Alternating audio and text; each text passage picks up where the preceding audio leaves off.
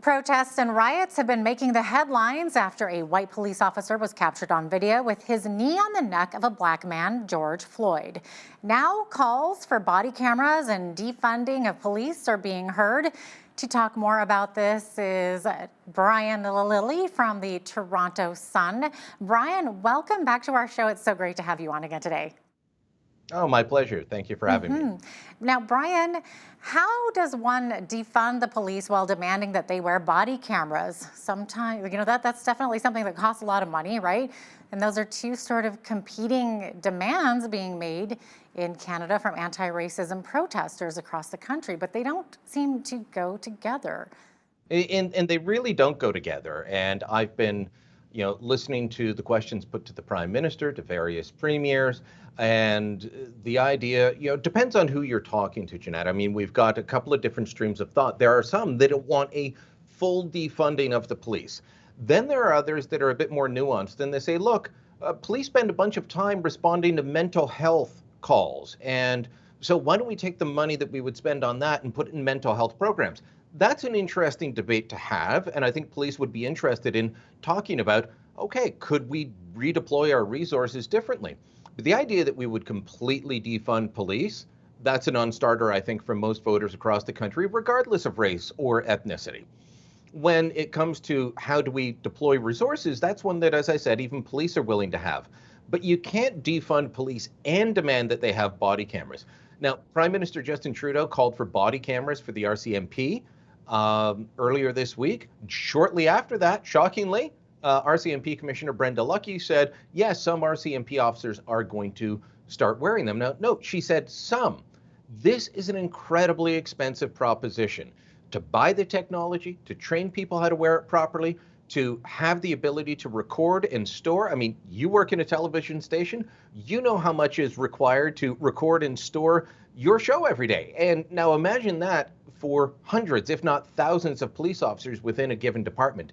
The Toronto Police Service alone is bigger than Canada's standing army. Wow. Just to put it in perspective, every single one of them is going to be outfitted with body cameras, or a portion of them.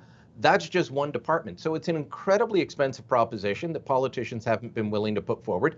They may decide to go that way shortly, but they're not there yet. But you're right. You can't defund police and demand body cameras. If we want to have a grown-up conversation, which some are willing to do, but activists on both sides probably not, let the grown-ups talk. Let us figure out how we can improve policing for the whole community. I was listening to a man named Jamal Giovanni. He is the head of Ontario Premier Doug Ford's Council on Equality of Opportunity. And he says, look, as a black man, I'm going to challenge this idea of defunding the police, and pointed out that Ontario's two biggest cities have police chiefs, Mark Saunders in Toronto, Peter Slowly in Ottawa, who are black men and are experts in community policing. So let grown-ups like Jamal have that conversation. Let others have that conversation. But the shrill activists that say, get rid of police, period, we don't need to pay attention to them. Yeah, it sounds like an incredibly expensive and daunting endeavor for sure. Now, Brian, the Prime Minister continues to push the idea that much of the country needs to remain locked down, even though he himself participated in a mass protest last week. So you had the chance to ask him about that. What did he say? Well, he kind of danced around it. And look, it's an uncomfortable question, because it was just last week that he was saying that, provinces have to be careful. And look, Alberta is in a much better position than Ontario is. He may represent a Quebec riding, Montreal riding specifically, but Justin Trudeau, for a good chunk of his life, has lived and worked in Ottawa. He lives in Ottawa right now. He ignored the Ontario government's emergency orders. He's ignored Quebec ones in the past. How do you keep the public on side with a lockdown when you keep ignoring them? He danced around that question. When I put it to him that he was taking a knee around the corner from where a restaurant was being fined for letting their customers eat a slice of pizza that they bought for takeout on their patio. They weren't serving them on the patio. They're just allowing them to eat. He talked about South Korea and contact tracing. Look, his answer was on issues that are very important to the recovery, but they had nothing to do with the question. So I think he knows that. He talked a bit about trying to find the right balance, but okay, set aside people having pizza. Think about all the people across Canada that have lost loved ones and haven't been able to see them before they died, or haven't been able to go Absolutely. to the funeral. Yep. And that's really the nub of the issue. We have put our lives on hold, and now suddenly, because the right protest movement comes along, we're just going to shove it aside. I don't think that is where most people want to be. Yeah, it's completely ironic, isn't it? Now, I believe you also quizzed Doug Ford on Monday, didn't you? Yeah, well, I was able to quiz both the premier and the prime minister on the same day. Uh, Doug Ford didn't go to the protest, but he allowed them to go on, and he kind of danced around it. He talked about communities being hurt. He talked about understanding that people were hurting by not being able to see their loved ones, but said, look, most people are doing the right thing. Neither one of them was comfortable. Look, I'm fine with. My job is not to make friends with the premier or the prime minister. My job is to ask questions. And so many Canadians were looking at what happened, especially in Toronto. Now, thankfully, in Toronto and in Ottawa and in just about every other city, they were peaceful protests. That was not the case in Montreal. As someone that has lived and worked in Montreal, I can tell you that they'll riot because it's Tuesday. It doesn't seem to matter. The Habs win the cup, the Habs don't win the cup. This sort of thing happened. So they rioted, there was looting. Thankfully, that didn't happen elsewhere in Canada. Right. And let's, as I said on the last question, let's continue to have a grown-up conversation about issues that are very real. Racism is a real issue that happens in much of the country, and depending on where you live, it's a different conversation. Let's have that without the looting, without the violence, and let's fix real problems. Interesting. Now, when it comes to different regions of the country and how we're doing with COVID-19, your research shows that most of the country is doing well, other than Quebec, of course. They just reported today 5,000 deaths, I believe, right? So break down maybe some of the numbers for us. Quebec has about 22.5% of the country's population, but they have had about 60% of all deaths in the country. Their deaths per 100,000 of population, and that's, when you want to compare different jurisdictions, it's unfair to compare Ontario and Alberta, let's say, on real numbers, because we've got a much bigger population. We've got an extra 10 million people compared to you in Alberta. Okay, so how do we do it? Statisticians regularly say per 100,000 of population. When it came to Quebec, they were at 57 last week. It may have gone up since then, but 57 deaths per 100,000. Okay. That puts them at almost double the United States. That puts them above France, above Italy, just below Britain. So these are some of the worst hit countries in Europe. That's the level that they're at. You take Quebec out of the equation, Canada's total deaths per 100,000 dropped from 20 down to 9.3. To put it in perspective, BC and Alberta, just over 3 deaths per 100,000. Ontario at 16. Most of the provinces don't even hit 1 death per 100,000 of population. So that's why you're able to open up. That's why if I was, in Alberta next week, I could go to a movie. You're going to open those things back up. We're not there yet in Ontario. So there really is a disparity. I will say this, you look at the 4 areas that were hardest hit, Vancouver, Calgary, Toronto, Montreal, what do they all have in common? International flights coming in. And that was the initial wave, and then it spread in the community from there. International flights, doesn't matter whether it's from China, Iran, Egypt, or the United States. That's where the flights were coming in from. That's where the cases were coming in from. Right. No, well, it's interesting that you mentioned now international flights. So let's talk about the border now. So the closure of the border with the U.S. has created some problems for the many families that straddle that border. So the federal government is now clarifying the rules on who can cross and why. So exemptions were made for family reunification at the border. Let's talk about that a little bit. And to a degree, they've always been in place, but I guess not clear enough. And so we saw, a case that was highlighted in the media a couple of weeks ago of a man who lived and worked in the United States. His wife was here, she was pregnant, he was going to be coming back, and he couldn't be here for the birth of, I believe it was his son, and a border official said no. There was supposed to be family reunification above and beyond essential trade.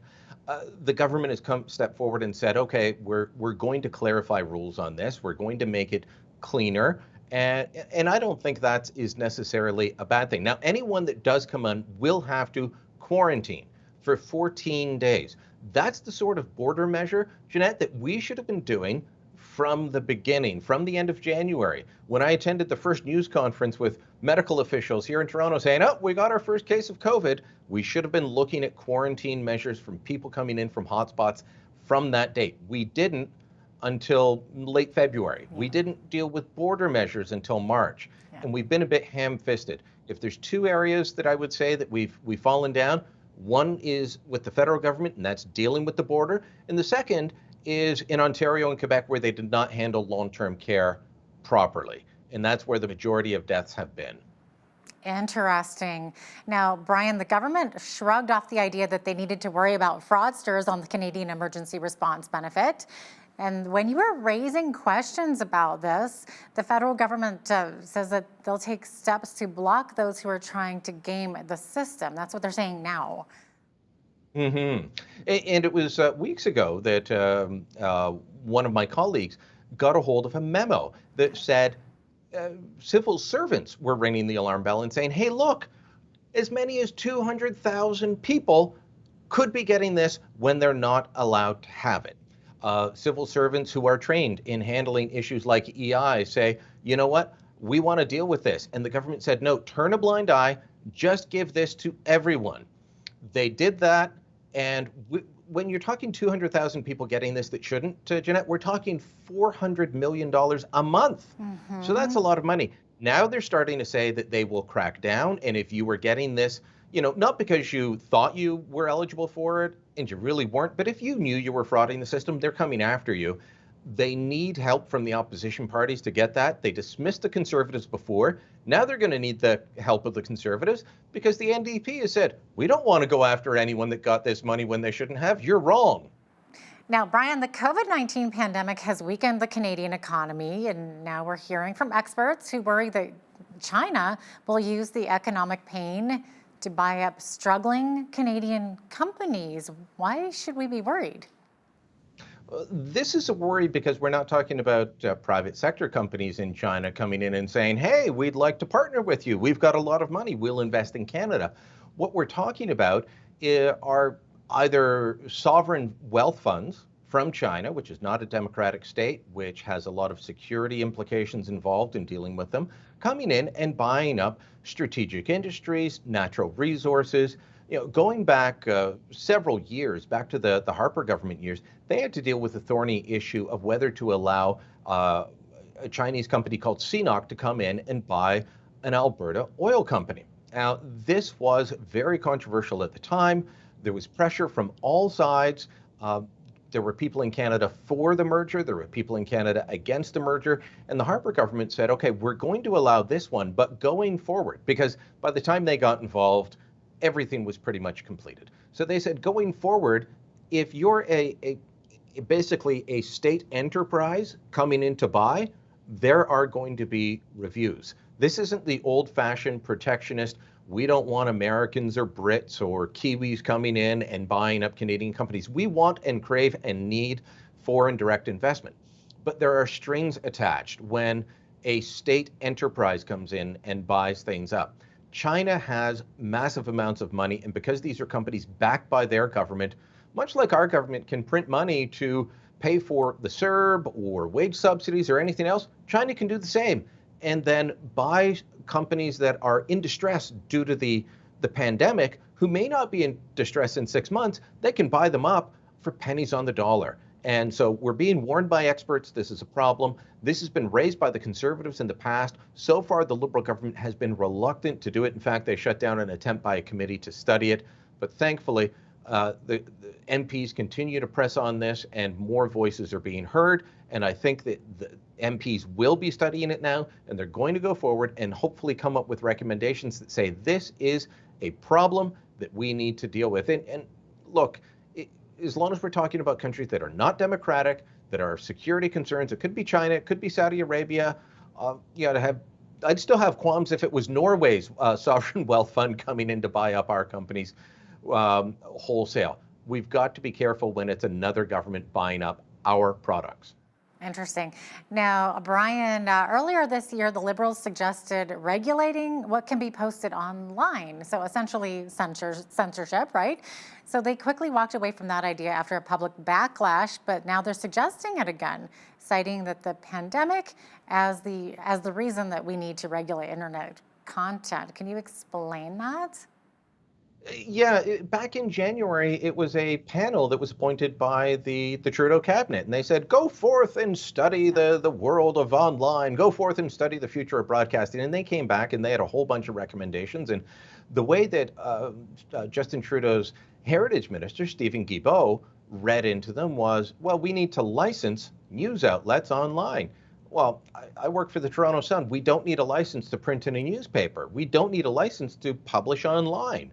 Why would we need one in the future? And they said, "Oh, well, it'll depend on what type of news agency you are and how big you are." Well, that gets into the government deciding who gets to publish. And that was very problematic. They were denounced on all sides. And they quickly said, "Yeah, sorry, we're not going to do that." Now we've got Mark Garrettson, who's a Liberal MP from Kingston, Ontario area. And he was standing up in the House of Commons talking to a cabinet minister, Dominic LeBlanc, about this very issue and saying, there's an infodemic of bad information about COVID-19. We need to protect the public from that. Well, my question would be, what bad information? Would that be the WHO official this week saying people don't transmit the virus when they're asymptomatic? Because that's the opposite of what they said the week before and the opposite of what they said 3 months ago. They've changed their mind several times. By the way, she's since walked that back. Would that be the government that put on their websites and told us all in news conferences, don't wear masks? It's worse than wearing one. And now they require us to wear masks in some situations. Would that be the government that said closing borders won't work? Often governments are the biggest source of disinformation out there. And it's people like you and I and other media outlets that look to find the truth and inform the public and sometimes uncover things governments don't like. Allowing the government to decide what will and won't be published is always going to be a bad idea. Wow, Brian, it looks like we are out of time, but thank you so much for joining us again today. We always appreciate having you on. Thank you. My pleasure.